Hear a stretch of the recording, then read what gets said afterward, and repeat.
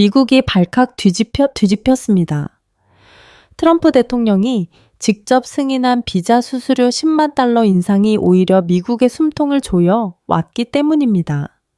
한국이 빠지고 싶으면 빠지라던 그의 오만한 한마디는 곧 미국의 경제 심장을 멈추게 만드는 부메랑이 되어 돌아왔습니다. 자유무역의 시대를 스스로 끝내려는 미국의 결정 앞에서 전 세계는 눈치만 보고 있었습니다. 하지만 단 한 나라, 오직 대한민국만이 움직이기 시작했습니다. 우리는 즉시 미국에서 철수한다. 그 단 한 문장이 48시간 만에 워싱턴을 무너뜨렸습니다. 대한민국의 반격은 전례가 없었습니다. 트럼프 대통령은 결국 모든 제재를 백지화할 수밖에 없었죠. 도대체 무슨 일이 있었던 걸까요? 지금부터 그 이야기를 시작합니다. 한국인들에게 우리 군함을 맡긴다는 건 국가적 치욕이다. 오늘 그 치욕이 끝난다. 트럼프 대통령의 목소리가 오벌오피스를 울렸습니다. 금빛 만년필이 서류 위를 미끄러질 때마다 제 심장은 멎을 듯 했습니다. 그 펜의 움직임은 마치 미국 해군의 혈관이 하나씩 끊어지는 소리 같았습니다. 2025년 9월 22일 백악관 역사상 가장 파괴적인 서명이 이루어지던 날이었습니다. 저는 리처드 월러스, 30년간 해양 안보를 연구해온 국방부 자문역입니다. 그날 저는 대통령 집무실 한쪽 구석에 서 있었습니다. 손에는 방금 도착한 국방부 기밀 보고서가 들려 있었죠. 표지 위 붉은 도장이 유난히 선명했습니다. 극비 해군 전력 의존도 분석. 보고서 속 숫자가 제 눈을 의심하게 만들었습니다. 미 해군 전력의 70%가 한국 조선 기술에 의존. 그 숫자는 곧 이 진실이었습니다.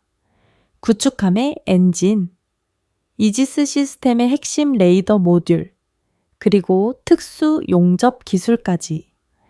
미국이 자랑하던 최신 알레이버크급 구축함의 심장은 모두 한국 기술자들의 손끝에 달려 있었습니다. 하지만 상무부 국장 리즈 호킨스는 대통령 옆에서 환하게 웃고 있었습니다. 이제 진짜 미국의 독립이 시작됩니다. 그녀가 말했을 때 참모진의 박수가 터져 나왔습니다. 마치 전쟁에서 승리한 듯한 착각 속에서요. 그때 저는 들었습니다. 펜촉이 종이를 긁는 사각거림을, 그리고 그 소리가 미국의 몰락을 알리는 첫 번째 신호음이라는 걸 직감했습니다. 그 소리가 이상하게 크게 들렸어요. 마치 천둥 소리처럼요. 대통령의 서명이 절반쯤 진회생됐을 때 저는 옆에 선소피아 야마토에게 조용히 속삭였습니다. 이건 자해입니다. 우리 스스로 목을 조르는 거예요. 그녀의 눈이 흔들렸죠. 일본계 미국인인 그녀는 국방부 데이터 분석 전문가였습니다. 그녀도 알고 있었어요. 필라델피아 조선소에서 일하는 한동 조선의 엔지니어 30명이 떠나면 무슨 일이 벌어질지를요. 월러스 박사님, 리즈가 제 쪽을 돌아봤습니다. 그녀의 파란 눈엔 승리의 기쁨이 가득했죠. 걱정 마세요. 추치는 언제든 조정됩니다. 일본이 있고 유럽이 있고 베트남도 있어요. 한국이 할 수 있는 일을 못할 나라는 없습니다. 저는 보고서를 들어 보였습니다.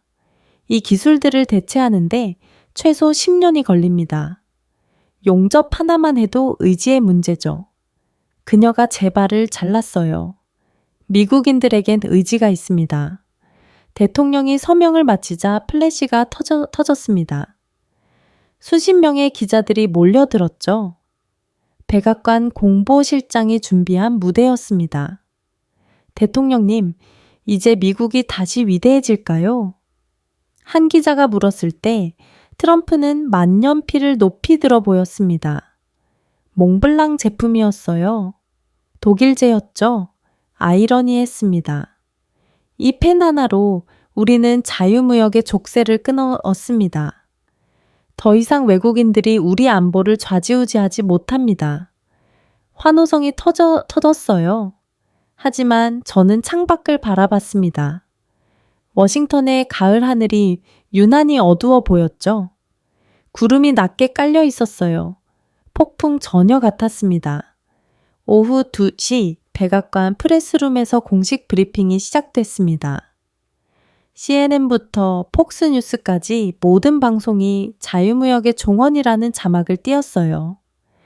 앵커들은 흥분한 목소리로 말했습니다. 역사적인 날입니다. 미국이 드디어 외국 의존에서 벗어납니다. 하지만 저는 복도에서 해군 준장 한 명과 마주쳤습니다. 그의 얼굴은 창백했죠. 월러스, 이게 무슨 짓입니까? 우리 함정의 절반이 한국 부품 없이는 움직이지도 못하는데.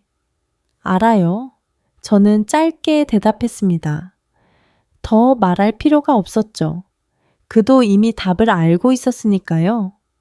저녁 6시 백악관 이스트룸에서 축하 리셉션이 열렸습니다. 크리스털 샹들리에 아래 샴페인 잔이 부딪히는 소리가 끊이지 않았죠. 상무부 관료들은 서로의 어깨를 두드리며 웃었습니다. 이제 일본이든 유럽이든 대체할 곳은 얼마든지 있어요. 한국 조선업 과대 평가됐죠. 용접이 뭐 그리 대단합니까? 그들의 대화를 들으며 저는 속으로 생각했습니다. LNG선 화물창이 멤브레인 용접 기술을 아는가? 두께 0.7mm의 스테인리스 강을 영하 103도에서도 완벽하게 밀봉하는 기술을 본 적이 있는가? 그 기술을 가진 나라는 전 세계 한국과 프랑스 단 2곳뿐이었습니다. 소피아가 제게 다가왔어요. 그녀는 태블릿을 보여줬죠.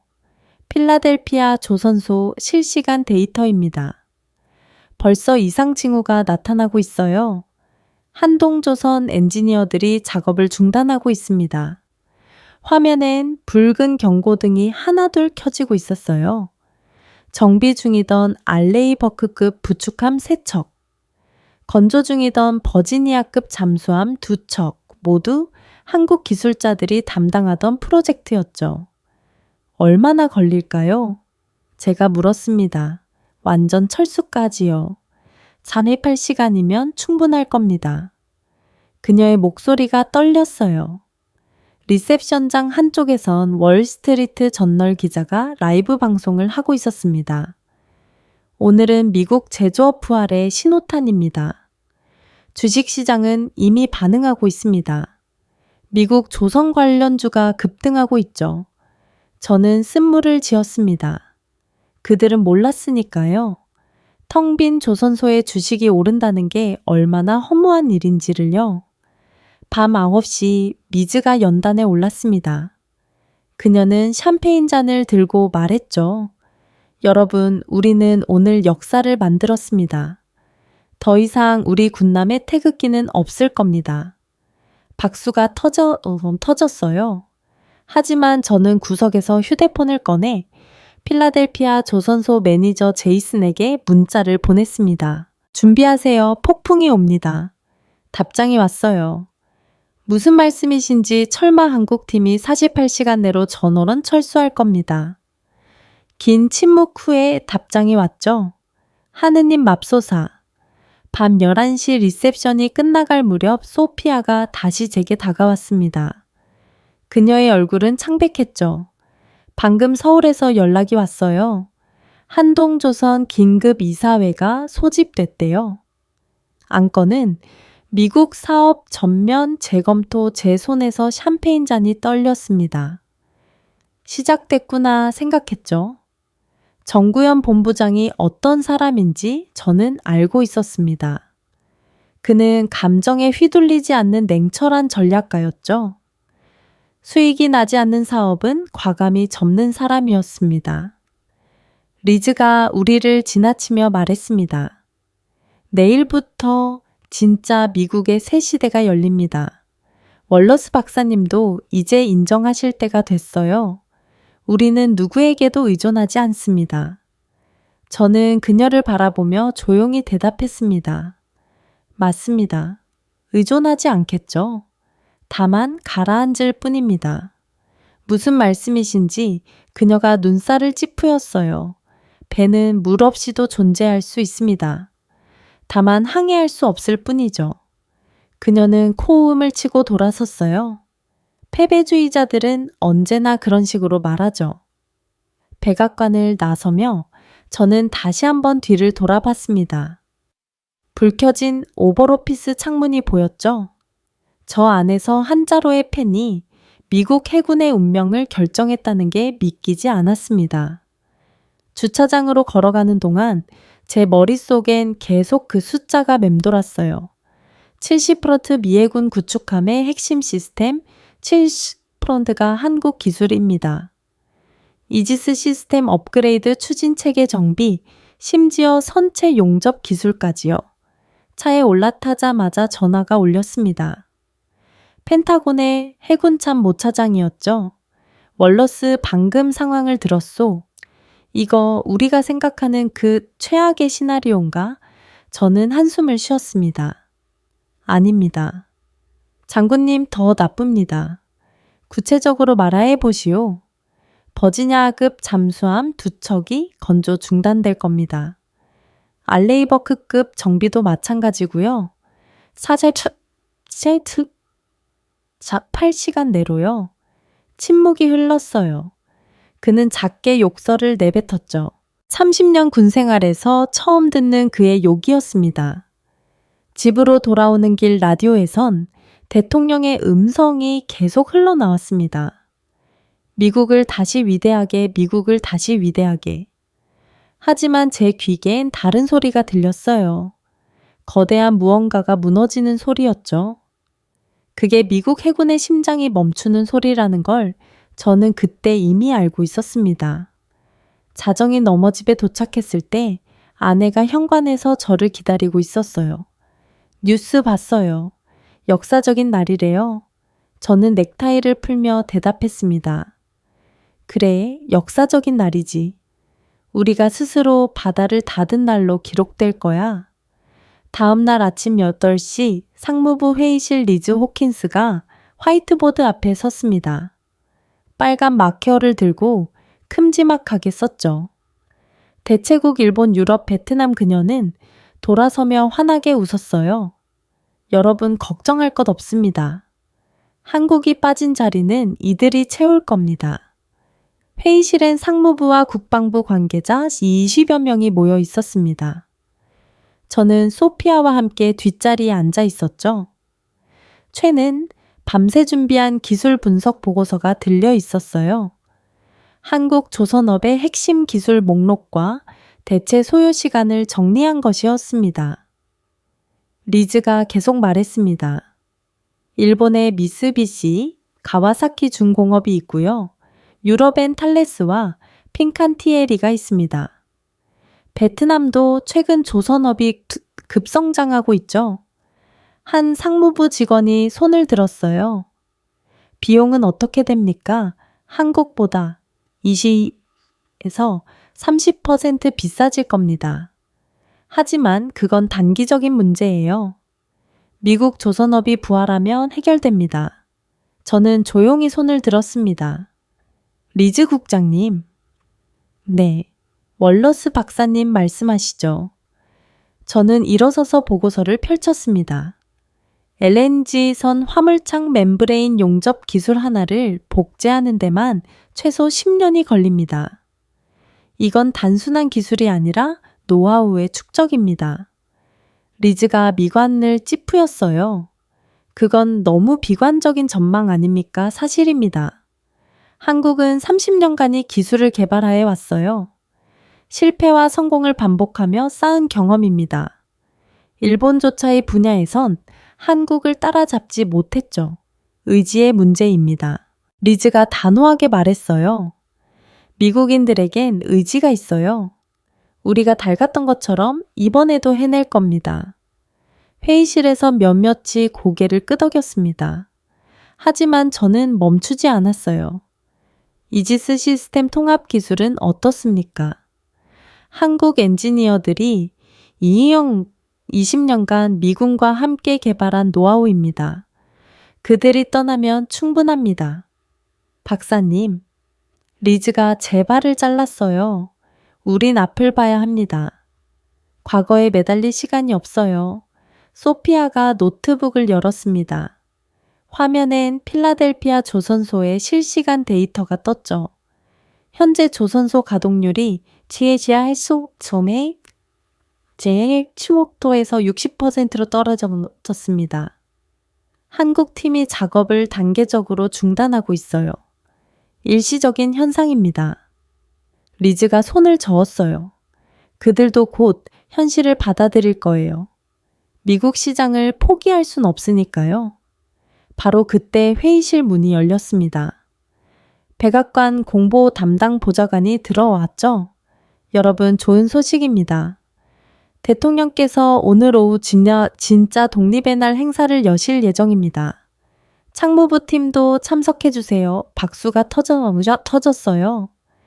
리즈는 화이트보드에 큰 동그라미를 그렸습니다. 미국 우선이라고 적었죠. 회의가 끝나고 복도로 나왔을 때 국방부 차관보가 저를 불렀습니다. 월러스, 당신 보고서 읽었소. 하지만 위에선 듣고 싶어 하지 않아요. 사실을 말했을 뿐입니다. 그게 문제예요. 지금 백악관은 축제 분위기인데 당신은 장례식장 얘기를 하고 있으니 그는 서류 봉투 하나를 제게 건넸어요. 국방부 내부 경고 보고서요. 하지만 너무 비관적이라는 이유로 보류됐소.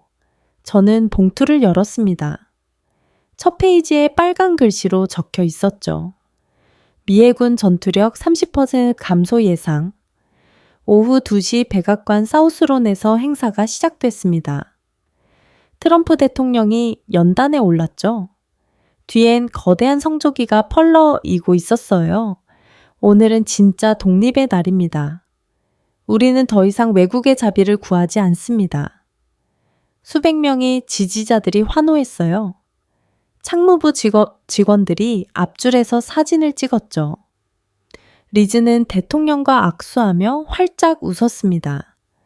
저는 멀리서 그 장면을 바라봤어요. 소피아가 제 옆으로 왔죠. 그녀의 표정은 어두웠습니다. 방금 필라델피아에서 연락이 왔어요. 한국 팀이 서버 접속 권한을 회수하기 시작했대요. 얼마나 심각한가요? 함정 설계 데이터베이스 전체예요. 백업도 없고요. 저는 한숨을 쉬었습니다. 그들은 떠날 준비를 착실히 하고 있었죠. 반면 우리는 파티를 하고 있었고요. 저녁 6시 CNN에서 속보가 나왔습니다. 백악관 새로운 독립선언 제조업 르네상스 시작. 앵커는 흥분한 목소리로 말했죠. 미국이 드디어 제조업 강국으로 돌아갑니다.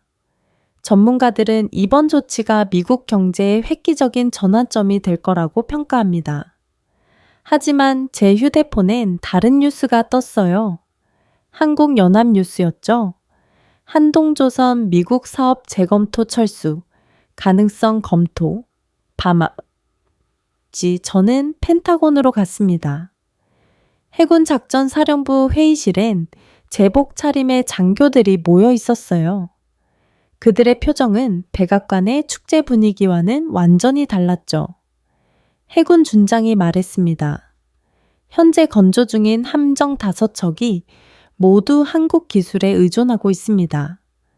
그들이 떠나면 최소 3년은 지연될 겁니다.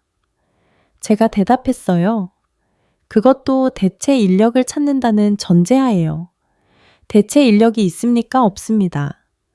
특수 용접 자격을 가진 기술자는 전 세계에 1,000명도 안 됩니다. 그중 600명이 한국인이에요. 침묵이 흘렀습니다.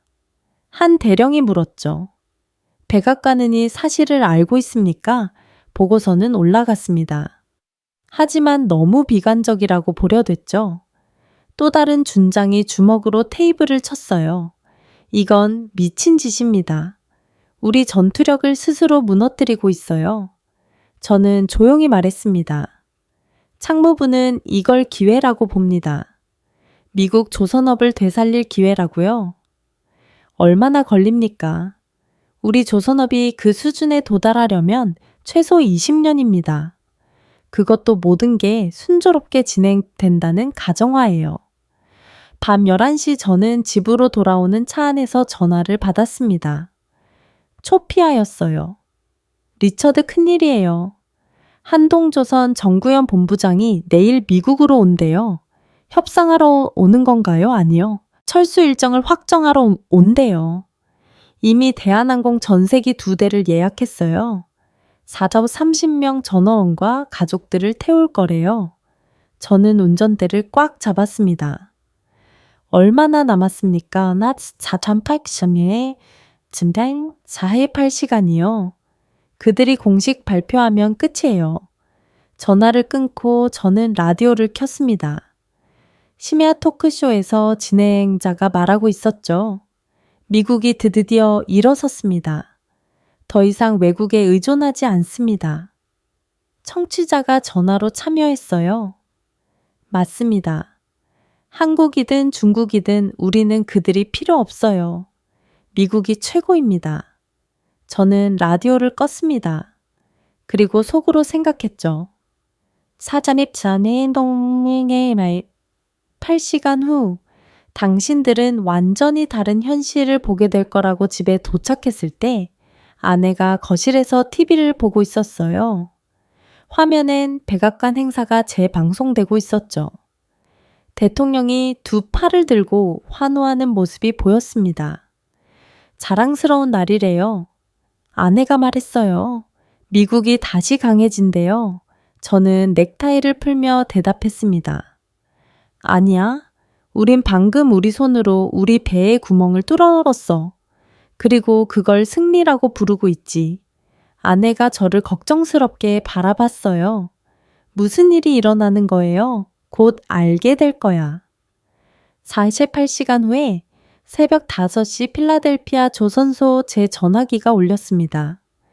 제이슨 매니저였어요. 월러스 박사님, 지금 당장 오셔야 합니다. 뭔가 이상합니다. 저는 벌떡 일어났습니다. 무슨 일입니까? 작업등이 꺼지고 있어요. 하나 둘씩 마치 도미노처럼요. 1시간 후는 필라델피아 조선소 정문에 도착했습니다. 평소엔 불빛으로 가득했을 거대한 조선소가 어둠에 잠기고 있었어요. 도크 위에 우뚝 선 알레이버크급 부축함에 실루엣이 유령선처럼 보였죠. 제이슨이 저를 맞았습니다. 그의 얼굴은 창백했어요. 30분 전부터 시작됐습니다. A구역부터 순서대로 작업이 멈추고 있어요. 우리는 급히 관제실로 향했습니다. 계단을 오르는 동안 창 밖으로 조선소가 내려다 보였죠. 평소엔 용접 불꽃으로 반짝였을 곳이 하나둘 마치 거대한 생명체가 서서히 숨을 거두는 것 같았습니다. 관제실에 들어서자 모니터 수십 개가 벽면을 가득 채우고 있었어요. 하지만 화면의 절반이 이미 검은색이었죠. 처버가 멈췄습니다. 기술 담당자가 말했어요. 한국팀이 접속 권한을 회수하고 있어요. 바로 그때 B구역 모니터가 꺼졌습니다. 이어서 C구역도요. 저는 숨이 막히는 듯 했어요. 미군의 심장이 멈추는 걸 실시간으로 보고 있었으니까요. 김도연 총괄을 불러주세요. 제가 말했죠. 이미 시도했습니다. 전화를 받지 않아요. 소피아가 숨을 헐떡이며 관제실로 들어왔습니다. 리처드 큰일이에요. 하나오션 엔지니어들이 짐을 싸고 있어요. 지금 현장에서 직접 봤어요. 우리는 다시 현장으로 내려갔습니다. 하나오션 사무실이 있는 동쪽 건물로 향했죠. 복된 상자들이 쌓여 있었어요. 엔지니어들이 조용히 책상을 정리하고 있었습니다. 한 젊은 엔지니어가 가족 사진을 상자에 넣는 게 보였어요. 아내와 아이 둘이 웃고 있는 사진이었죠. 드디어 김도현 총괄을 찾았습니다. 그는 사무실에서 노트북을 정리하고 있었어요. 50대 중반에 그는 이곳에서 15년을 일했죠. 미군 함정건조의 산증인이었습니다. 김총괄님, 제가 불렀어요. 그가 돌아봤습니다. 눈가에 주름이 깊었죠. 월러스 박사님, 이럴 순 없습니다. 우리가 함께 만든 프로젝트들이 저도 알아요. 그가 조용히 말했어요. 하지만 결정은 이미 내려졌습니다. 10만 달러 비자 수수료를 낼 순 없어요. 우리 엔지니어 한 명당 1년에 10만 달러라니. 자다회사 30명이면 사후 300만 달러입니다. 협상할 수 있습니다. 국방부가 나서면 김도연이 고개를 저었어요. 이건 돈의 문제가 아닙니다. 박사님, 존중의 문제예요. 대통령이 우리를 뭐라고 했는지 아십니까? 치욕이라고 했어요. 우리가 미국의 치욕이래요. 그의 목소리엔 상처가 묻어났습니다. 15년간 미국을 위해 일한 사람이 하루아침에 치욕이 된 거였죠. 보안팀이 들어왔습니다. 출입증을 회수하러 왔습니다. 엔지니어들이 하나둘 출입증을 반납했어요. 플라스틱 카드가 상자에 떨어지는 소리가 묘하게 크게 들렸습니다. 각 카드엔 그들의 이름과 사진이 있었죠. 박철수, 이영희, 김상진, 미해군, 최강 구축함을 만든 사람들이었습니다. 제이슨이 뛰어왔어요, 박사님. 2번 도크도 멈췄습니다. 버지니아급 잠수함 건조가 중단됐어요. 우리는 급히 2번 도크로 갔습니다. 거대한 잠수함 선체가 반쯤 완성된 채 멈춰 있었어요. 용접기가 바닥에 놓여 있었고 설계 도면이 바람에 펄럭이고 있었죠. 한 미국인 기술자가 망연자실해 있었어요. 이게 무슨 일입니까? 오늘 중으로 압력 격벽 용접을 끝내야 하는데 한국 팀이 철수합니다. 제가 말했죠. 그럼 누가 용접을 합니까? 이건 특수 기술인데 우리 중엔 아무도 못해요. 바로 그 순간이었습니다. 우리가 얼마나 깊이 의존하고 있었는지 깨달은 건요. 그들 없이는 한 발짝도 나아갈 수 없었어요. 오전 9시 긴급 화상회의가 소집됐습니다. 펜타곤 백악관 상무부가 모두 접속했죠. 화면에 리즈의 얼굴이 떴어요. 일시적인 시위입니다. 곧 돌아올 거예요. 하지만 해군참 모차장의 목소리는 달랐습니다. 현재 건조 중인 함정 5척이 모두 중단됐습니다. 이게 일시적으로 보입니까? 제가 데이터를 공유했어요. 현재 조선소 가동률이 40%로 떨어졌습니다. 오후엔 20%까지 떨어질 겁니다. 불가능해요. 리즈가 소리쳤죠. 그들이 미국 시장을 포기할 리 없어요. 바로 그때였습니다. 화면에 속보가 떴어요. CNN 나오션 정구현 본부장 워싱턴 도착 공식 성명 발표, 예정 회의가 중단됐습니다. 모두가 CNN을 켰죠. 공항에서 나오는 정구현 본부장의 모습이 보였어요. 그는 기자들 앞에서 멈춰 섰습니다. 오늘 오후 미국 사업에 대한 중대 발표가 있을 예정입니다. 짧은 한마디였지만 그 무게는 엄청났어요. 주식시장이 즉시 반응했죠. 미국 조선 관련주가 폭락하기 시작했습니다. 오후시 필라델피아 조선소는 거의 멈춰 있었습니다. 걸프만에서도 같은 보고가 들어왔어요. 뉴포트뉴스 조선소도 마찬가지였고요. 미국 전역에 조선소가 동시에 마비되고 있었죠. 소피아가 태블릿을 보여줬어요. 가동률이 10%까지 떨어졌어요. 이대로면 그녀의 말을 제가 끊었습니다. 이미 끝났어요. 우리가 졌습니다. 제이슨이 커피를 마시다가 손을 떨었어요. 커피 잔이 바닥에 떨어져 산산조각이 났죠. 갈색 액체가 바닥에 퍼졌습니다. 마치 피처럼 보였어요. 20년이에요. 그가 중얼거렸죠. 20년간 함께 일했는데 하루아침에 오후 3시 한국 엔지니어들이 조선소를 떠나기 시작했습니다. 버스 열대가 정문 앞에 대기하고 있었어요. 그들은 조용히 버스에 올랐죠. 누구도 뒤를 돌아보지 않았습니다. 한이든 엔지니어가 마지막으로 조선소를 바라봤어요. 그의 눈에 눈물이 고였죠. 여기가 내 청춘이었는데 그가 한국말로 중얼거렸습니다. 저는 알아들을 수 없었지만 그 의미는 알 수 있었어요. 버스가 출발했습니다. 한 대, 두 대, 10대의 버스가 모두 떠났어요.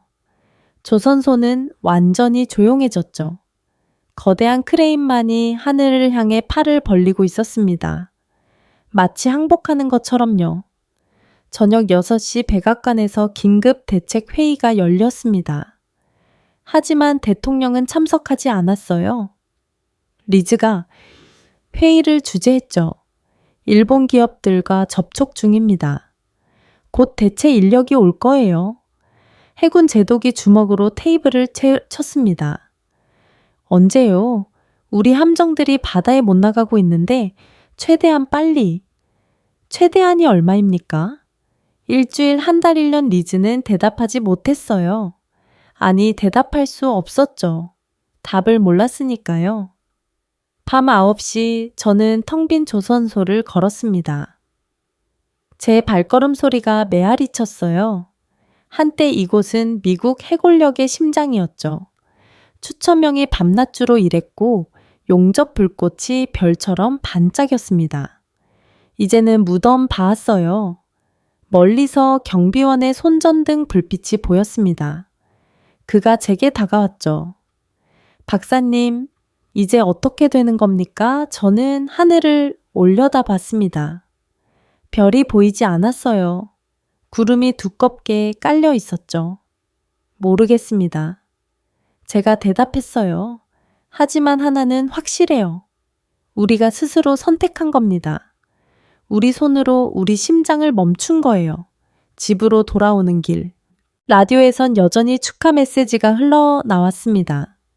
미국의 승리 독립의 날. 하지만 제 눈엔 다른 풍경이 보였어요. 텅 빈도 멈춰선 크레인 미완성 상태로 방치된 군함들.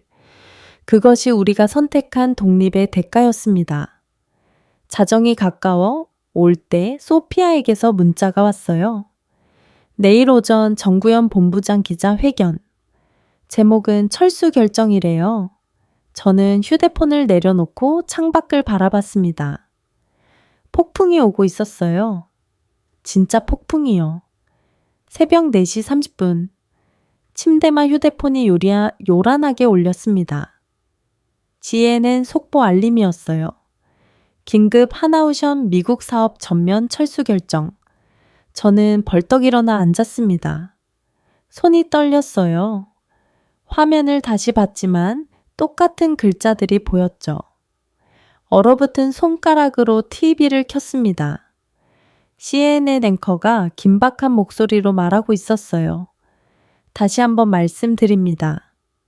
한국 최대 조선사 하나오션이 미국에서 전면 철수한다고 발표했습니다. 살아야 30명의 기술진 전원이 48시간 내에 미국을 떠날 예정입니다. 화면이 정구현 본부장에게로 전환됐습니다. 그는 워싱턴 프레스클럽 연단에서 있었어요. 새벽임에도 수십 명의 기자들이 몰려 있었죠. 우리는 지난 20년간 미국 해군과 함께 했습니다. 그의 목소리는 차분했어요. 하지만 이제 우리의 기술과 인력이 치욕이라면 떠나는 게 맞습니다. 한 기자가 물었습니다. 협상의 여지는 없습니까? 정우현 본부장이 고개를 저었어요. 우린 협상하지 않습니다. 결정은 최종적입니다. 저는 급히 옷을 입고 펜타곤으로 향했습니다. 새벽 도로는 텅 비어 있었지만 제 머릿속은 복잡했어요. 라디오를 켜자 모든 채널이 소식을 다루고 있었죠. 펜타곤 위기 관리실에 도착했을 때 이미 수십 명이 모여 있었습니다. 해군 참모 총장부터 국방장관 보좌관까지 모두의 얼굴이 창백했어요. 상황이 얼마나 심각합니까? 해군 참모총장이 물었어요. 제가 보고서를 펼쳤습니다. 현재 건조 중인 알레이버크급 부축함 3척 버지니아급 잠수함 2척이 완전 중단됩니다. 정비 중인 함정 12척도 마찬가지고요. 대체 인력은 없습니다. 특수 용접과 시스템 통합수를 가진 사람은 그들 뿐이에요. 바로 그때 문이 벌컥 열렸습니다. 리즈 호킨스가 들어왔어요. 그녀의 얼굴엔 여전히 자신감이 넘쳤죠. 블러핑입니다. 그녀가 단호하게 말했어요. 한국이 미국 시장을 포기할 리 없어요. 그들 매출의 30%가 여기서 나옵니다. 해군 제독이 화를 냈어요. 블러핑이라고 지금 공항에 전세기가 대기 중입니다. 리즈가 머뭇거렸어요. 전세기호 소피아가 태블릿을 보여줬죠. 대한항공보인 777대가 필라델피아 공항에 착륙했습니다. 4에 30명과 그 가족들을 태울 예정이에요. 총 1,200명입니다. 침묵이 흘렀어요. 이제 누구도 블러핑이라고 말하지 않았죠. 오전 8시 백악관 상황실에 대통령이 나타났습니다. 트럼프의 얼굴은 불그락풀르그락 했어요. 이게 무슨 일입니까? 감히 우리를 협박한다. 리즈가 설명했어요. 대통령님 일시적인 반발입니다. 곧 닥치시오. 대통령이 소리쳤어요. 당신이 쉽다고 했잖. 대체가 쉽다고 리즈의 얼굴이 하얗게 질렸죠. 처음으로 그녀가 흔들리는 게 보였어요. 대통령이 계속 말했습니다. 기자회견을 준비하시오. 미국은 누구의 협박에도 굴복하지 않는다고 발표할 거요. 저는 손을 들었어요. 대통령님, 그건 당신은 누구요? 국방부 해양보 자문관 리처드 월러스입니다. 대통령님, 이건 협박이 아니라 그들의 정당한 선택입니다. 대통령의 눈이 번뜩였어요. 정당한 선택. 우리 안보를 위협하는 게 우리가 먼저 그들을 모욕했습니다. 치욕이라고 하셨죠? 방 안이 조용해졌어요. 대통령이 저를 노려봤지만 저는 물러서지 않았습니다. 오전 10시 필라델피아 조선소에서 믿기 힘든 광경이 펼쳐졌습니다. 한국 엔지니어들이 서버룸으로 들어가더니 체계적으로 데이터를 삭제하기 시작했어요. 제이슨이 뛰어와 외쳤습니다. 그들이 서버를 포맷하고 있어요. 설계 도면이 사라지고 있습니다. 우리는 급히 서버룸으로 갔어요. 김도연 총괄이 직접 작업을 지휘하고 있었죠. 김 총괄님, 이럴 순 없습니다. 제가 말했어요. 그 데이터는 미 해군 자산입니다. 그가 돌아봤어요. 계약서를 다시 읽어보세요. 하나오션 고유 기술과 노하우는 우리 것입니다. 우리가 떠나면 가져가는 거죠. 화면에서 파일들이 하나둘 사라졌습니다. 10년간 축적된 데이터가 연기처럼 사라졌어요. 함정 설계도, 용접 매뉴얼 시스템 통합 프로토콜, 모든 게 사라졌습니다. 정후 트럼프 대통령의 기자회견이 시작됐습니다. 그는 단호한 표정으로 연단에 섰죠. 미국은 협박에 굴복하지 않습니다. 우리는 스스로 설 수 있습니다. 이것이 진정한 독립의 날입니다. 기자가 물었어요. 조선소가 마비됐다는데요. 일시적입니다. 미국인들은 어떤 도전도 극복할 수 있어요. 하지만 그의 목소리엔 전날의 자신감이 없었습니다. 카메라가 꺼지자 그는 보좌관들에게 소리쳤어요. 대체 인력을 당장 구하라고. 오후 2시 필라델피아 공항. 저는 소피아와 함께 출국장에 갔습니다. 놀라운 광경이 펼쳐져 있었어요. 30명의 엔지니어와 그 가족들이 질서정연하게 줄을 서 있었죠. 아이들은 부모 손을 잡고 있었고 노인들은 휠체어에 앉아 있었어요. 한 젊은 엔지니어 부부가 눈에 띄었습니다. 아내는 임신한 상태였어요. 남편이 말했죠. 여기서 아이를 낳고 싶었는데 미국 시민으로 키우고 싶었어요. 그들 옆엔 백발의 노인이 있었습니다. 하나오 최고령 기술자였죠. 40년이에요. 그가 중얼거렸습니다. 40년 기술 경력이 하루아침에 치욕이 됐네요. 정구현 본부장이 마지막으로 기자들 앞에 섰습니다. 우리는 떠나지만 원한은 없습니다. 언젠가 미국이 진정한 협력의 가치를 깨닫기 바랍니다. 오후 4시 첫 번째 전세계가 이륙했습니다. 거대한 보잉 777이 활주로를 달려 하늘로 올랐어요. 이어서 두 번째 비행기도 이륙했죠. 참가해서 손을 흔드는 아이들이 보였습니다. 그 순간 제 휴대폰이 울렸어요. 월스트리트 저널 기자였죠. 월러스 박사님, 방금 조선 관련주가 30% 폭락했습니다. 논평 부탁드립니다. 당연한 결과입니다. 제가 대답했어요. 심장이 멈췄는데 주가가 오를 리 없죠. 저녁 6시 펜타곤으로 돌아왔을 때 상황은 더 악화돼 있었습니다. 모니터엔 붉은 경고등이 가득했어요. 노퍼 해군기지 정비 중단 샌디에이고, 건조 중단 진주만, 수리 중단 한 장교가 읽어 내려갔어요. 해군참 모 총장이 머리를 감싸주었습니다. 이런 재앙이 진주 이후 최악이야. 리즈가 여전히 고집을 부렸어요. 일본 기업과 접촉 중입니다. 곧 그만 국방장관이 소리쳤어요. 당신의 낙관론이 우리를 여기까지 끌고 왔소. 이제 현실을 직시하시오. 밤 9시 저는 텅 빈 필라델피아 조선소를 다시 찾았습니다. 거대한 도크의 미완성 구축함이 유령선처럼 떠 있었어요. 녹이 슬기 시작한 철판이 보였죠. 단 이틀 만에 최첨단 군함이 고철이 되어 가고 있었습니다. 경비원이 제게 다가왔어요. 박사님, 방금 마지막 한국 직원도 떠났습니다.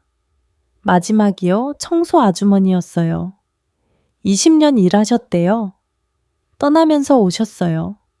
저는 도크를 바라봤습니다. 한때 이곳은 미국 해군의 자랑이었죠. 이제는 거대한 무덤이 됐습니다. 조선소 가동률 셔트 사실상 내사 상태였어요. 자정 무렵 집으로 돌아오는 길에 라디오를 켰습니다. 토크쇼 진행자가 말하고 있었어요. 청취자 여러분, 오늘은 미국이 진정으로 독립한 날입니다. 더 이상 외국인은 필요 없어요. 한 청취자가 전화로 참여했죠. 맞아요. 한국인들이 떠나니 시원해요. 미국이 최고예요. 저는 라디오를 껐습니다. 그리고 트럼프가 했던 말을 떠올렸어요. 미국이 스스로 설 수 있는 날. 아니다. 저는 혼자 말했습니다. 그건 스스로 성이 아니야. 무릎 꿇은 거지. 집에 도착했을 때 아내가 문 앞에서 기다리고 있었어요. 그녀의 눈은 빨갛게 부어 있었죠. 뉴스 봤어요. 정말 끝난 거예요. 저는 고개를 끄덕였습니다. 잠패소공에서께 48시간 만에 미국 해군의 절반이 마비됐어요. 어떻게 이런 일이 오만이죠? 제가 대답했어요. 오만한 페난자루가 바다를 닫은 겁니다. 창밖으로 별이 보였어요. 하지만 그 별빛마저 차갑게 느껴졌습니다. 미국이 스스로 선택한 어둠 속에서 우리는 길을 잃었습니다. 그리고 그 길을 다시 찾는데 얼마나 걸릴지 아무도 몰랐죠. 국방부 브리핑룸에 문이 열렸습니다.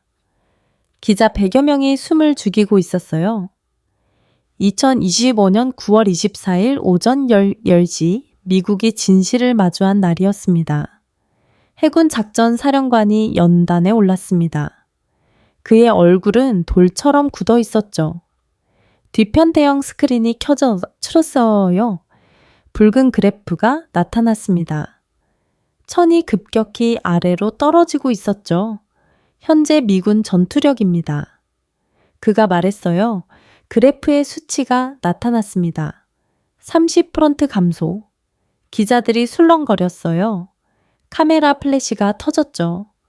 이게 단 사흘 만에 일어난 일입니까? 한 기자가 물었어요.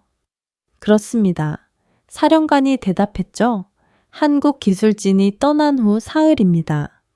다음 슬라이드가 나타났습니다. 함정 건조 일정이라는 제목 아래 막대 그래프가 있었어요. 원래 일정은 파란색 수정된 일정은 빨간색이었죠. 빨간 막대가 파란 막대보다 서너 배는 길었습니다. 알레이버크급 구축함 건조가 3년 지연됩니다. 버지니아급 잠수함은 5년입니다. 찌는 기자가 손을 들었어요. 5년이요? 그럼 2030년까지 최소 추정치입니다. 사령관이 말을 잘랐어요. 대체 인력을 구한다는 전제하에요. 세 번째 슬라이드, 조선소 가동률이었습니다. 천이 바닥을 기고 있었어요. 10%라는 숫자가 빨갛게 깜빡이었죠. 저는 맨 앞줄에 앉아 있었습니다. 옆에 소피아가 있었어요. 그녀의 손이 떨리고 있었죠. 우리가 경고했던 모든 일이 현실이 됐으니까요. 바로 그때 연문이 열렸습니다. 백발의 노인이 들어왔어요. 독일 함부르크 해양공학연구소의 한스 슈나이더 교수였죠. 그는 세계 최고의 조선 전문가였습니다. 펜타곤이 급히 초청한 거였어요. 그가 연단에 올랐습니다. 두꺼운 안경 너머로 날카로운 눈빛이 보였죠. 그는 마이크를 잡고 천천히 말했어요. 독일식 억양이 섞인 영어였습니다.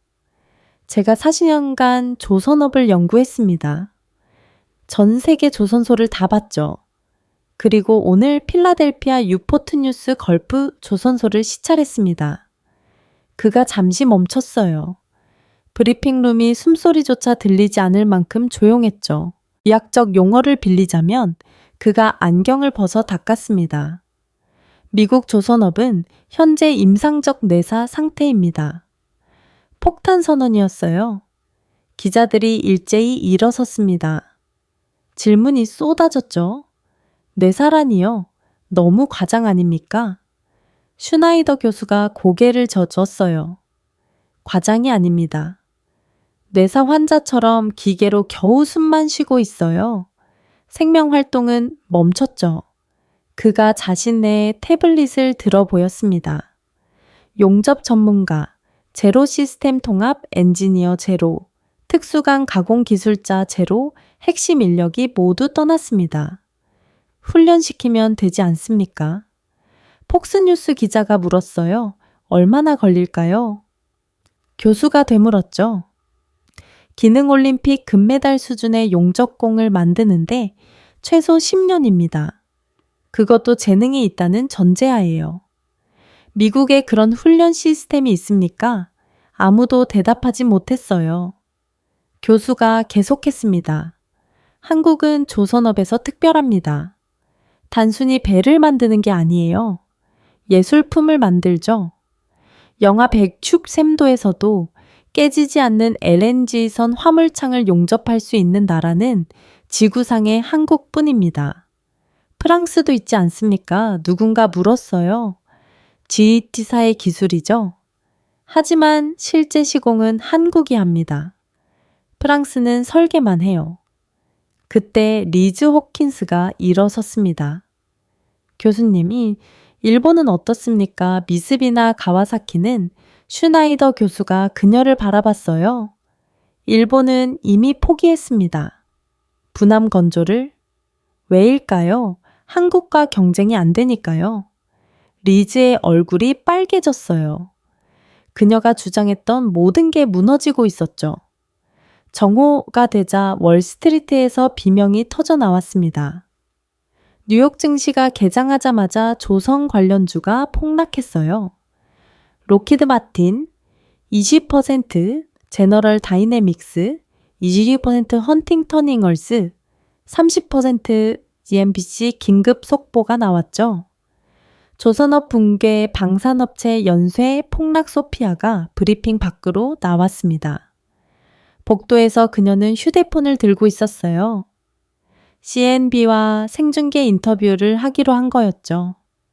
소피아 야마모토 씨 국방부 자문관으로서 현 상황을 어떻게 보십니까? 그녀의 눈에 눈물이 고였어요. 카메라 앞에서 잠시 말을 잇지 못했죠.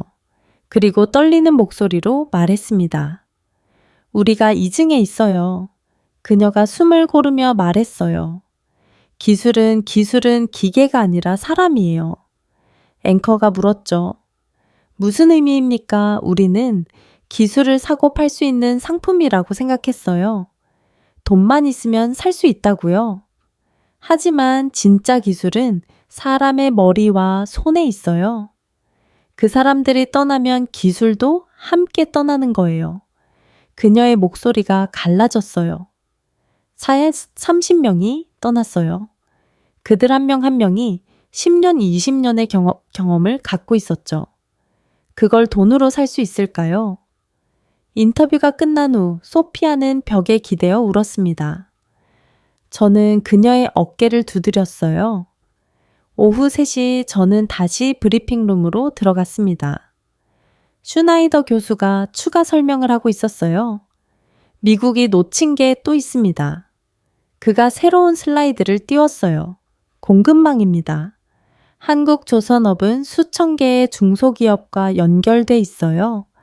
그들이 떠나면서 그 네트워크도 끊어졌죠. 화면에 복잡한 그물망이 나타났어요. 한국을 중심으로 퍼진 거미줄 같은 선들이었죠. 특수 볼트 하나, 밸브 하나도 이제 구할 수 없습니다. 대체품을 찾으려면 몇 달이 걸릴 거예요? 한 기자가 물었어요. 그럼 현재 건조 중인 함정들은 고철입니다. 교수가 단호하게 말했어요. 완성할 수 없어요. 바로 그 순간이었습니다. 제 손에서 뭔가가 떨어졌어요. 펜이었죠. 몽블랑 만년필이었습니다. 바닥에 떨어진 펜을 보며 저는 깨달았어요. 트럼프가 서명할 때 들고 있던 그 펜 하나가이 모든 파국의 시작이었다는 거려. 저는 펜을 줍지 않았습니다. 그냥 바닥에 놔뒀어요. 마치 무기를 내려놓듯이요. 오후 5시 백악관에서 긴급 성명이 나왔습니다. 하지만 대통령은 나타나지 않았어요. 대변인만 짧게 말했죠. 상황을 예의주시하고 있습니다. 조만간 대책을 발표하겠습니다. 그게 전부였어요. 기자들이 질문을 쏟아냈지만 대변인은 황급히 퇴장했죠. 저녁 7시 저는 소피아와 함께 링컨 기념관 계단에 앉아 있었습니다. 석양이 포토맥 강을 붉게 물들이고 있었어요. 끝났네요. 소피아가 말했어요. 정말 끝났어요. 저는 고개를 끄덕였습니다. 우리가 경고했지만 아무도 듣지 않았죠. 왜일까요? 왜 그렇게 오만했을까요? 저는 한참 생각하다 대답했어요. 힘이 있으면 지혜가 필요 없다고 믿었나 봐요. 하지만 진짜 힘은 지혜에서 나오는 거였죠. 멀리서 펜타곤 건물이 보였습니다. 오각형의 거대한 건물이 저녁 햇살에 빛나고 있었어요. 한때 세계 최강 군사력의 심장이었죠. 이제는 반쪽짜리 심장이 됐지만요. 밤 9시 집으로 돌아왔을 때 TV에선 특별 토론이 한창이었습니다. 이것은 국가적 재앙입니다. 한 패널이 외쳤어요. 너무 과장하시는 것 아닙니까? 다른 패널이 반박했죠.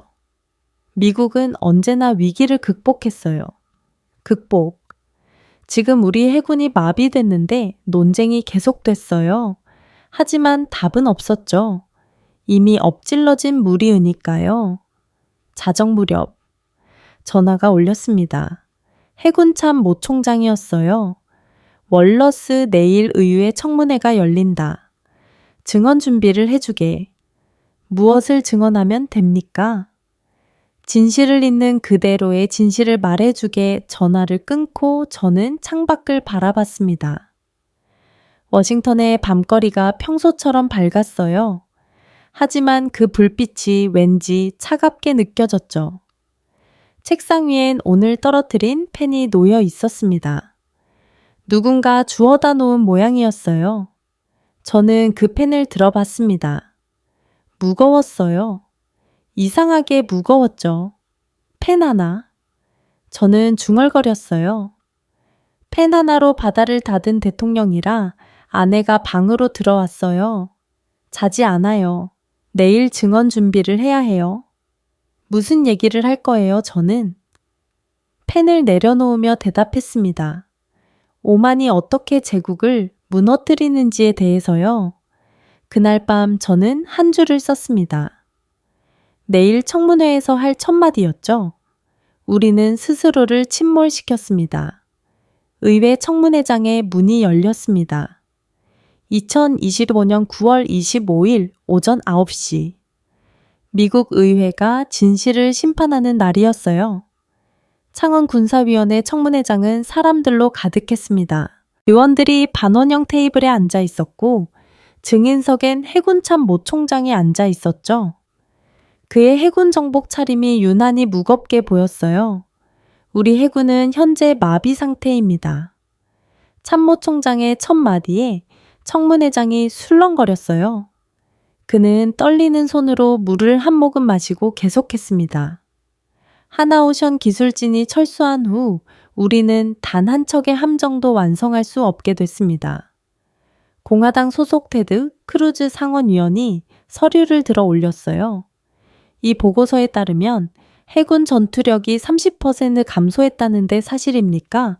그보다 더 심각합니다. 실질적으로는 50%가 가깝습니다. 50%. 민주당 엘리자베스 월런 의원이 안경을 벗었어요. 그럼 우리가 중국이나 러시아와 맞설 수 없다는 겁니까? 참모총장이 고개를 숙였습니다. 현재로선 어렵습니다. 청문회장이 폭발했어요. 의원들이 일제히 일어섰죠. 이게 말이 됩니까? 누가 이런 결정을 내렸습니까? 책임자를 처벌해야 합니다. 의장이 의사봉을 두드렸어요. 질서를 지켜주십시오. 다음 증인은 저였습니다. 저는 증인석에 앉아 선서를 했어요. 진실만을 말할 것을 맹세합니다. 월런 의원이 먼저 질문했어요. 월러스 박사님, 당신은 이 사태를 예견했다고 들었습니다. 네, 그렇습니다. 9월 20일 대통령이 서명하던 날 경고했습니다. 어떤 경고를 저는 서류 뭉치를 꺼냈어요. 이것은 제가 백악관과 상무에 제출한 보고서들입니다. 모두 너무 비관적이라는 이유로 기각됐죠. 크루즈 의원이 끼어들었어요. 그럼 상무부가 알면서도 무시했다는 겁니까? 리즈 호킨스 국장은 지혜 문제라고 했습니다. 기술을 돈으로 살 수 있다고 믿었죠. 바로 그때 청문회장 뒷문이 열렸습니다. 트럼프 대통령이 들어왔어요. 예정에 없던 방문이었죠. 그의 얼굴은 굳어 있었습니다. 의장이 당황했어요. 대통령님, 이 자리는 들을 권리가 있습니다. 트럼프가 뒷자리에 앉으며 말했어요. 긴장감이 흘렀습니다. 저는 계속 증언했어요. 하나오션은 단순한 하청업체가 아니었습니다. 그들은 우리 해골력의 핵심이었어요. 이지스 시스템, 업그레이드 특수 용접 시스템, 통합 모든 핵심 기술을 그들이 갖고 있었죠. 왜 우리는 그 기술을 갖지 못했습니까? 월런 의원이 물었어요. 30년간 비용 절감만 추구했기 때문입니다. 왜 비싸게 미국인을 훈련시킵니까? 한국인을 쓰면 싸고 빠른데요. 그 결과가 이겁니다. 트럼프의 얼굴이 빨개졌어요. 하지만 그는 아무 말도 하지 않았죠. 오전 11시 놀라운 증인이 나타났습니다. 리즈 호킨스 상무부 국장이었어요. 그녀는 창백한 얼굴로 증인석에 앉았죠. 호킨스 국장님, 의장이 말했어요. 당신이 한국 기술진 철수를 블러핑이라고 했다는 게 사실입니까? 리즈가 마이크를 당겼어요. 손이 떨리고 있었죠. 저는 미국의 힘을 믿었습니다. 그게 답입니까? 네. 블러핑이라고 생각했습니다. 하나오션이 미국 시장을 포기할 리 없다고요. 근거는 리즈가 말을 잇지 못했어요. 그때 원런 의원이 서류를 들었죠. 여기 당신이 작성한 보고서가 있습니다. 한국 조선업 대체 방안. 일본과 베트남으로 즉시 대체 가능하다고 썼네요. 그때는 그렇게 판단했습니다. 지금은 리즈의 눈에서 눈물이 흘렀어요. 제가 틀렸습니다. 완전히 틀렸어요. 청문회장이 조용해졌습니다. 한때 자신만만했던 상무국장이 무너지는 순간이었죠.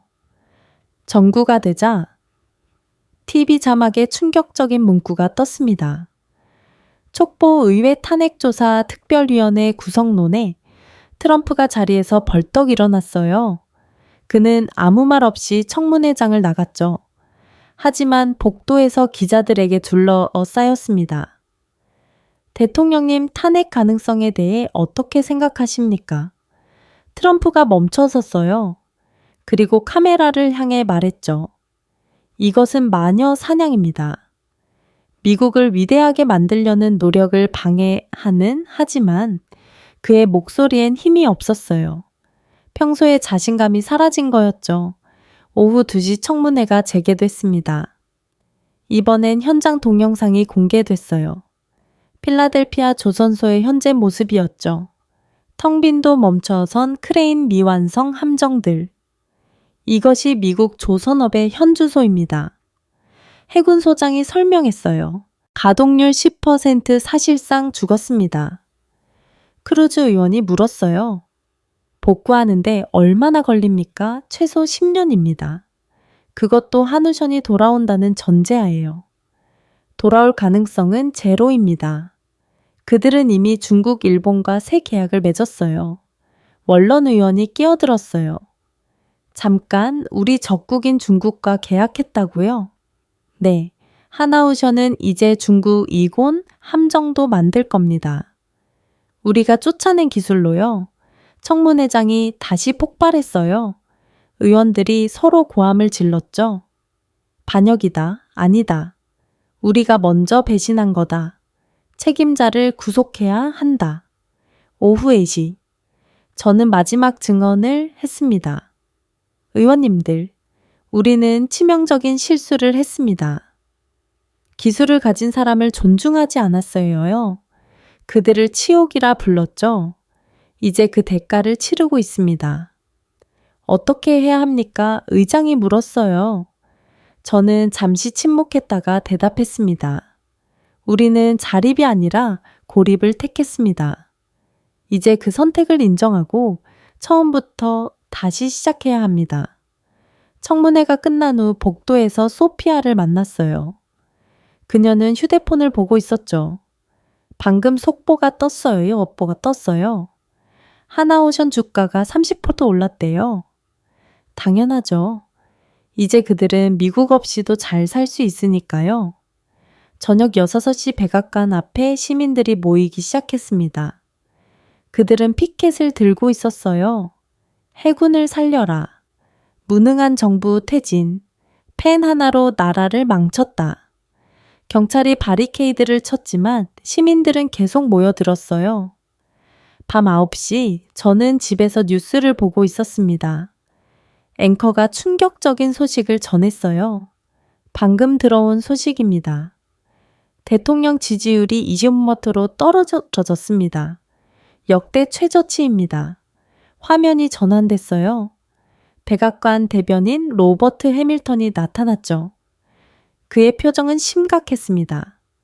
대통령께서는 현 상황을 매우 엄중하게 보고 계십니다. 모든 옵션을 검토 중입니다. 기자가 물었어요. 하나오션에 사과할 계획은 없습니까?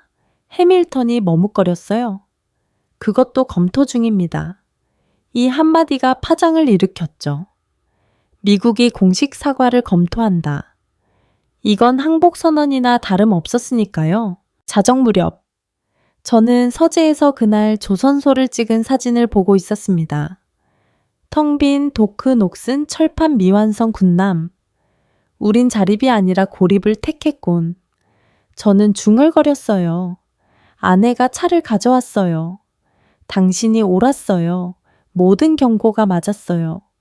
옳았다고 해서 기쁘진 않아요. 제가 대답했죠. 오히려 슬퍼요. 왜요? 저는 사진을 내려놓으며 말했습니다. 심장은 멈췄지만 기억은 남겠죠. 우리가 얼마나 어리석었는지에 대한 기억이요. 창밖으로 워싱턴 모뉴먼트가 보였어요. 높이 솟은 오벨리스크가 밤하늘에 우뚝 서 있었죠. 한때 미국의 위대함을 상징했던 그 탑이 오늘 밤은 묘비처럼 보였습니다. 우리는 펜 한 자루로 바다를 닫았고 이제 그 바다에서 표류하고 있었어요. 언제 다시 항구를 찾을 수 있을지 아무도 몰랐죠. 2025년 9월 26일 오후 2시 백악관 브리핑룸이 기자들로 가득했습니다. 평소보다 2배는 많았어요. CNN, BBC, NHK, 심지어 한국 방송사까지 모두였죠. 무언가 역사적인 일이 일어날 거라는 걸 모두가 알고 있었습니다. 로버트 해밀턴 대변인이 연단으로 걸어 나왔어요. 평소의 당당한 걸음걸이가 아니었습니다. 고개를 숙인 채 천천히 마치 장례식장으로 향하듯 걸었죠. 그가 마이크 앞에 섰을 때 플래시가 폭풍처럼 터졌습니다. 하지만 그는 고개를 들지 않았어요. 종이 한 장을 꺼내 들었죠. 손이 떨리고 있었습니다. 오늘 미합중국 정부를 대표하여 그가 말을 시작했어요. 목소리가 갈라졌죠. 물을 한 모금 마시고 다시 시작했습니다. 한국의 한노우션과 그 직원들 그리고 한국 정부와 국민들께 공식적으로 사과드립니다. 브리핑룸이 술렁거렸어요. 미국이 공식 사과를 한다. 그것도 아시아의 한 기업에게 이건 전례가 없는 일이었죠. 해밀턴이 계속했습니다. 우리는 치명적인 오판을 했습니다. 하나오션과 그 직원들의 기술과 헌신을 치욕이라고 표현한 것은 용서받을 수 없는 실수였습니다. 카메라가 일제히 브리핑룸 뒤쪽을 향했어요. 그림자 속에 트럼프 대통령이 서 있었습니다. 그는 고개를 숙이고 있었어요. 평생 고개 숙인 적 없던 그 사람이 말이죠. 현재 미군 조선소 가동률은 10%입니다. 해밀턴이 첫 번째 데이터를 공개했어요. 이는 사실상 작동 불능 상태입니다. BBC 기자가 손을 들었어요. 복구 전망은 어떻습니까? 전문가들은 해밀턴이 잠시 말을 멈췄어요. 최소 10년이 걸릴 거라고 합니다. 하나오션의 도움 없이는 불가능하다고도 하죠. 두 번째 데이터가 나왔습니다. 10년 그 무게가 브리핑룸을 짓눌렀어요. 대통령 지지율은 어떻습니까? 한국 기자가 물었어요. 해밀턴이 한숨을 쉬었습니다. 오늘 아침 여론조사 결과 18위톨입니다. 세 번째 데이터 역대 최저치를 또 경신한 거였죠. 바로 그때였습니다. 브리핑문 밖에서 함성이 들려왔어요. 창밖을 보니 수천 명의 시민들이 백악관 앞에 모여 있었습니다. 그들은 촛불을 들고 있었어요. 사람이 레시피다. 사람이 레시피다. 부호가 울려 퍼졌습니다. 한 시민이 들고 있던 피켓이 카메라에 잡혔어요. 기술은 사람입니다. 하너오션에게 사과하라. 저는 브리핑룸 한쪽에서 이 모든 걸 지켜보고 있었습니다. 소피아가 제 옆에 있었죠. 그녀의 눈에도 눈물이 고였어요. 드디어 인정했네요. 그녀가 속삭였어요. 사람의 가치를요. 해밀턴이 성명서를 계속 읽었습니다. 우리는 기술을 단순한 상품으로 돈으로 살 수 있는 것으로 착각했습니다. 하지만 진정한 기술은 사람의 경험과 노하우, 그리고 헌신해서 나온다는 걸 잊었습니다. NHK 기자가 물었어요. 이것이 백악관의 공식 입장입니까? 해밀턴이 고개를 들었어요. 이것은 미합 중국 정부의 공식 사과문입니다. 바로 그 순간 놀라운 일이 일어났습니다. 트럼프 대통령이 연단으로 걸어 나왔어요. 그는 마이크를 잡았지만 한동안 아무 말도 하지 못했죠. 그가 입을 열었어요. 저는 미국을 위대하게 만들고 싶었습니다. 그의 목소리가 떨렸어요. 평소의 호기로움이 완전히 사라진 거였죠. 하지만 진정한 위대함이 무엇인지 몰랐습니다. 협력하는 것, 존중하는 것, 함께하는 것. 그것이 진짜 힘이라는 걸 몰랐어요. 기자들이 숨을 죽였습니다. 트럼프가 잘못을 인정하다니 이건 기적 같은 일이었죠. 하나오셨 여러분께. 그가 카메라를 정면으로 바라봤어요. 진심으로 사과드립니다. 돌아와 주십시오. 우리에겐 당신들이 필요합니다. 하지만 그의 간청은 너무 늦었어요. 이미 하나오션은 새로운 길을 가고 있었으니까요. 오후 4시 저는 백악관을 나와 시위 현장으로 갔습니다. 수만 명이 모여 있었어요. 남녀노소, 백인, 흑인, 아시아계, 히스패닉, 모든 미국인이 하나가 되어 촛불을 들고 있었죠. 한 노인이 마이크를 잡았습니다. 은퇴한 조선소 노동자였어요. 40년간 조선소에서 일했습니다. 한국 엔지니어들과 20년을 함께했죠. 그들은 동료였고 스승이었고 친구였어요. 우리가 그들을 쫓아낸 건 우리 스스로를 쫓아낸 겁니다. 분중이 환호했어요. 한 젊은 여성이 연단에 올랐습니다. 해군 가족이었죠. 제 남편은 구축함에서 복무합니다. 아니, 복무했어요. 이제 그 배는 고철이 됐으니까요. 누가 이렇게 만들었습니까? 우리 스스로입니다. 사람이 레시피다. 군중이 다시 외쳤어요. 저는 그 광경을 보며 문시울이 붉어졌습니다. 미국인들이 드디어 깨달은 거예요. 기술보다 중요한 건 사람이라는 걸. 우리가 잃은 건 단순한 기술이 아니라 사람이었다는 거요. 저녁 7시 CNN 스튜디오 앵커 앤더슨 쿠퍼가 특별 방송을 진행하고 있었어요. 오늘은 미국 역사에 기록될 날입니다. 초강대국이 자신의 오만을 인정하고 공식 사과한 날이죠. 화면에 자막이 떴습니다. 펜 하나로 바다를 닫은 대통령 쿠퍼가 계속했어요. 트럼프 대통령은 펜 하나로 H 마비 비자 인상안에 서명했습니다. 그 결과 미국은 바다를 잃었죠. 해군력의 절반을 스스로 포기한 겁니다. 전문가 패널이 나왔어요. 전 해군 제독이 말했습니다. 이것은 군사적 자살 행위였습니다. 우리는 적과 싸운 게 아니라 우리 자신과 싸워서 진 거예요. 경제 전문가가 덧붙였죠. 경제적 손실은 천문학적입니다. 조선업 붕괴로 수조 달러가 증발했어요. 밤 9시 저는 링컨 기념관 앞에서 있었습니다. 여기서도 촛불 집회가 열리고 있었어요.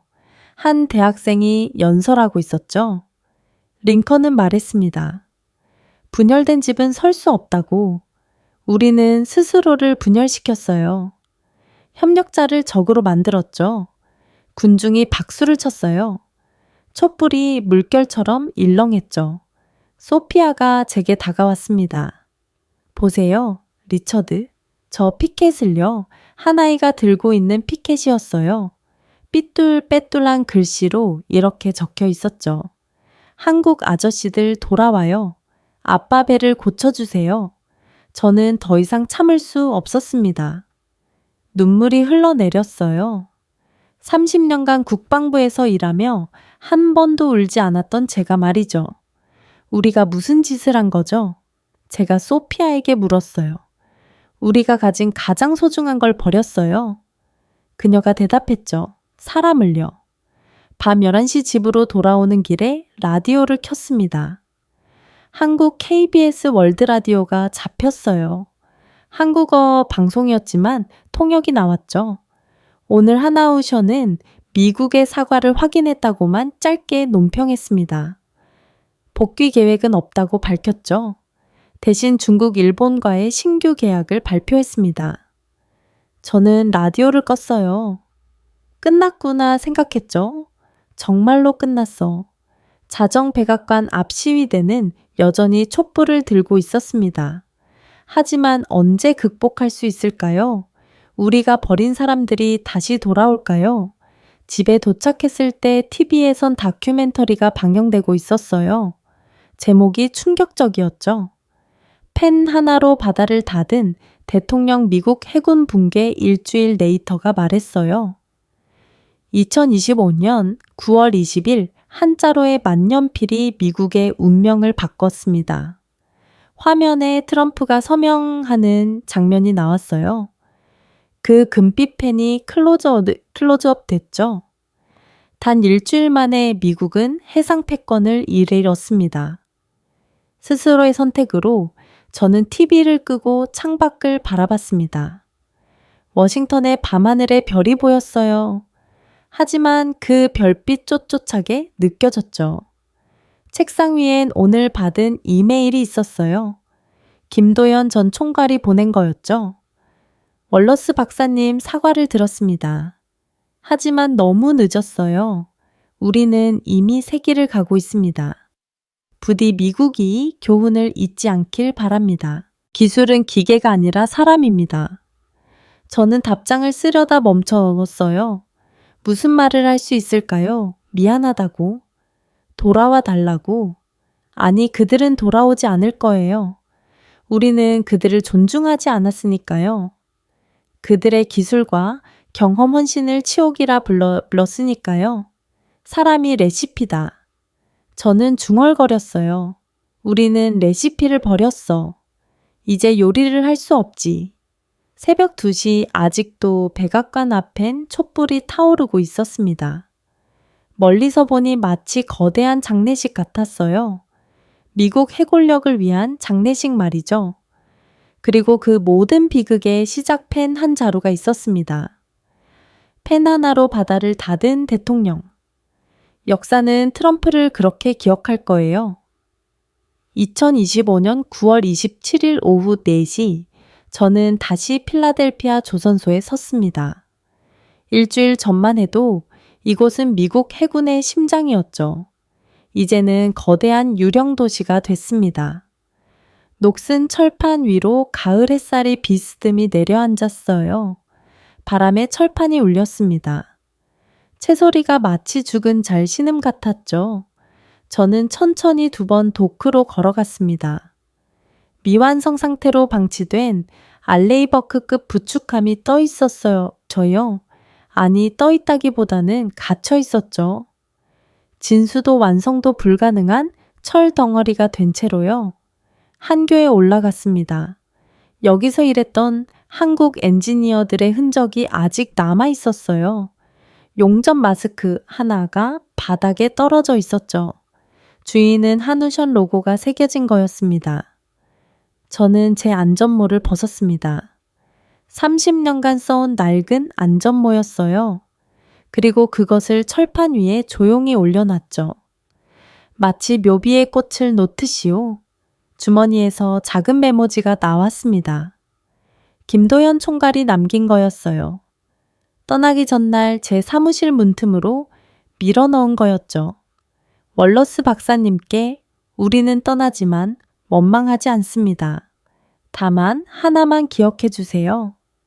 기술은 기계가 아니라 사람입니다. 김도연 저는 그 메모를 다시 읽었습니다. 그리고 또 읽었어요. 단순한 문장이었지만 그 안에 모든 진실이 담겨 있었죠. 기술은 기계가 아니라 사람입니다. 제가 소리내어 쉬에더 읽었어요. 메아리가 텅 빈 조선소를 올렸습니다. 멀리서 경비원이 다가왔어요. 젊은 청년이었죠. 그가 물었습니다. 박사님, 언제쯤 다시 일이 시작될까요?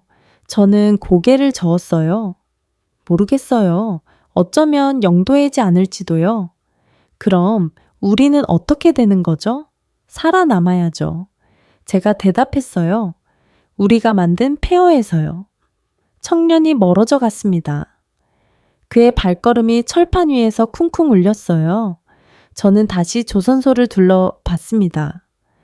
거대한 크레인들이 하늘을 향해 팔을 벌리고 있었어요. 한때는 하루에도 수십 번 움직이며 거대한 철판을 옮겼던 크레인들. 이제는 녹이 쓸어가는 거대한 조형물이 됐죠. 작업장으로 들어갔습니다. 벽에 작업 일정표가 아직 걸려 있었어요. 9월 20일까지는 빼곡히 적혀 있었지만 그 이유는 백지였죠. 마치 시간이 그날 멈춘 것처럼요. 한쪽 구석에 한글로 적힌 안전수칙이 보였어요. 안전제일 한노우션이라고 적혀 있었죠. 누군가 그 위에 영어로 덧붙여 놨어요. 묘, 저는 밖으로 나왔습니다. 석양이 지고 있었어요. 붉은 빛이 조선소 전체를 물들였죠. 철골 구조물들이 마치 불 타는 것처럼 보였습니다. 휴대폰이 울렸어요. 소피아였죠. 리처드, 방금 속았어요. 내일 의회에서 탄핵 표결한대요. 그래요. 제가 무심하게 대답했어요. 관심 없어요. 이미 끝난 일이에요. 대통령이 바뀐다고 해서 떠난 사람들이 돌아올까요? 소피아가 한숨을 쉬었어요. 그렇네요. 우리는 이미 모든 걸 잃었으니까요. 전화를 끊고 저는 정문으로 향했습니다. 그곳엔 필라델피아 해군 조선소라는 큰 간판이 있었어요. 자랑스럽게 빛나던 그 간판이 이제는 빛을 잃고 있었죠. 문득 일주일 전이 떠올랐습니다. 9월 20일 트럼프가 그 펜을 들고 서명하던 순간이요. 그때 저는 알았어요. 재앙이 시작됐다는 걸. 하지만 아무도 제 말을 듣지 않았죠. 미국을 다시 위대하게 그들은 외쳤어요. 하지만 결과는 어떻습니까? 미국은 위대해지기는커녕 스스로 무릎을 꿇었죠. 바다를 지배하던 나라가 바다를 잃었어요. 스스로의 선택으로요. 저녁 7시 저는 집으로 돌아왔습니다. TV를 켜니 뉴스가 한창이었어요. 내일 하원에서 트럼프 대통령 탄핵관 표결이 진행됩니다. 통과 가능성이 높다는 전망입니다. 하지만 저는 채널을 돌렸어요. 더 이상 정치 뉴스는 의미가 없었으니까요. 다큐멘터리 채널에선 한국 조선업에 대한 특집을 방영하고 있었어요. 거제도의 거대한 조선소가 화면에 나왔죠. 수만 명의 노동자가 일사불란하게 움직이고 있었습니다. 한국은 어떻게 조선 강국이 되었나? 네이터가 물었어요. 답은 간단합니다. 사람입니다. 기술에 투자하고 사람을 키웠습니다. 화면에 젊은 용접들이 나왔어요. 불꽃이 튀는 가운데 완벽한 용접선을 만들어내고 있었죠. 이들은 단순한 노동자가 아닙니다. 예술가입니다. 철을 다루는 예술가죠. 저는 TV를 껐습니다. 보기가 괴로웠어요. 우리가 가졌다가 이은 것들이었으니까요. 밤 9시 서재에서 보고서를 정리하고 있었습니다. 지난 일주일간의 기록이었죠. 언젠가 역사가 이 사건을 평가할 때 필요할 거예요. 2025년 9월 미국 해군 붕괴 보고서라고 제목을 적었습니다. 그리고 첫 문장을 썼어요. 우리는 펜 한 자루로 바다를 잃었다. 창밖으로 워싱턴의 야경이 보였어요. 불빛이 반짝이고 있었죠. 하지만 그 화려함 뒤엔 거대한 공허가 있었습니다. 우리가 스스로 만든 공허였죠.